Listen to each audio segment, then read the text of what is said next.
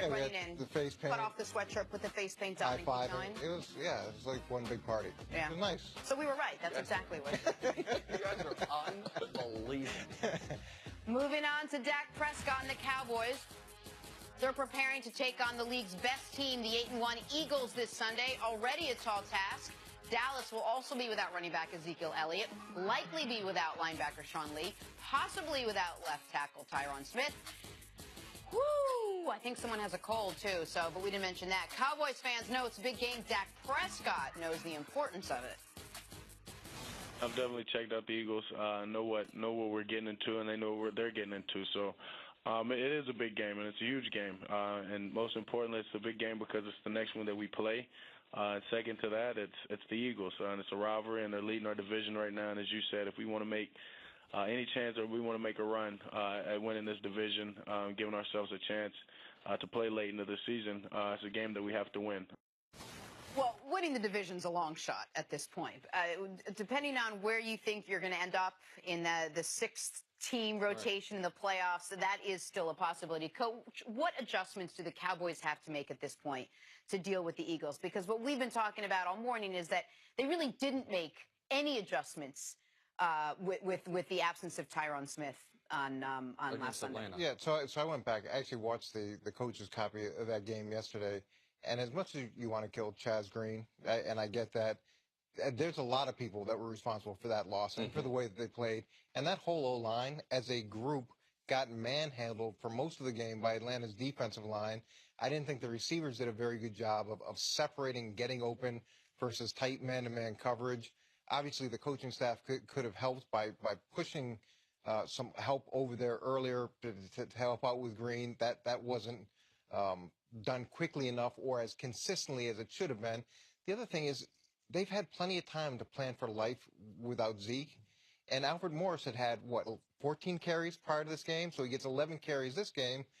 You really wish they had given him some more carries so they really understood what his strengths and weaknesses were as it related to this offensive line, because he's not the same guy.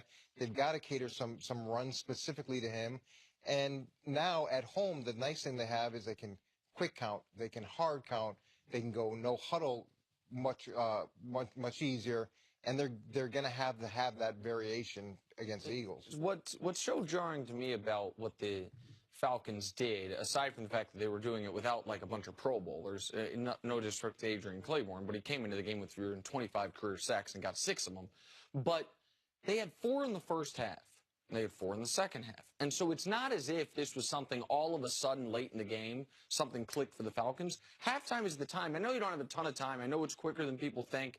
But that's the time where you would think they would make some adjustments.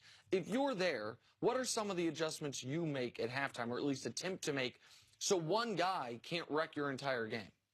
Well, typically what you do is you try to either bring a tight end over there to chip, or when the back goes out to his route, he's going to chip, and you designate someone over there. But what I'm saying is that group was allowing pressure across the board. Yes. So you want to say, let's just help that one player.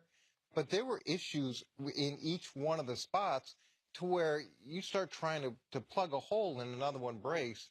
I do like the idea of going no huddle in some of those situations, because you put the pressure now back on the defense.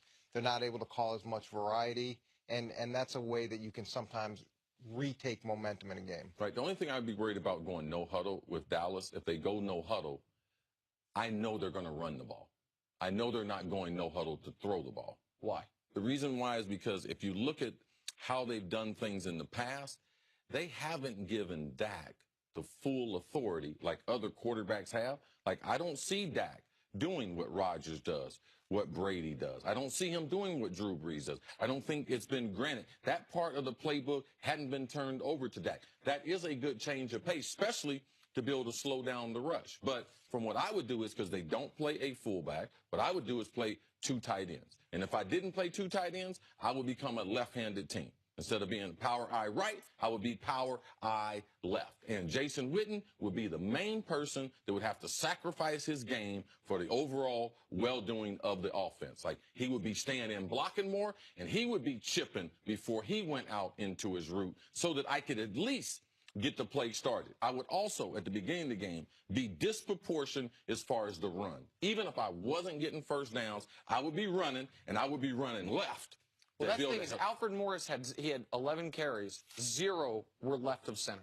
Every single time he carried the balls to the right side. Anyone who knows anything about Adrian Claiborne knows he's just a good, solid pro. He's a system player. He's a grunt player. He's not a specialist. He's not a rusher. All right. He's typically more of like a two-gap, a serviceable defensive end. He said it.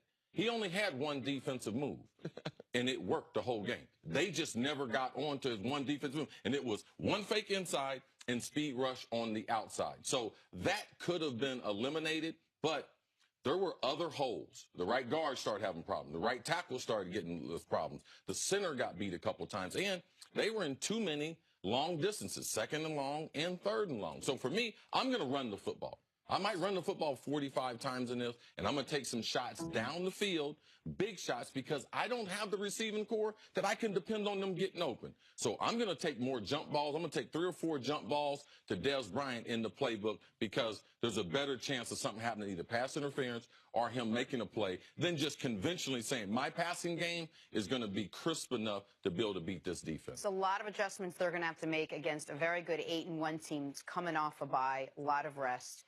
They're looking forward to this game. Also, watch the Eagles. They get Ronald Darby back. They're starting corner from the first game. Right. All right. Dislocated his ankle. Time now for some Hall of Fame hands. Coach, take a look. Without these hands,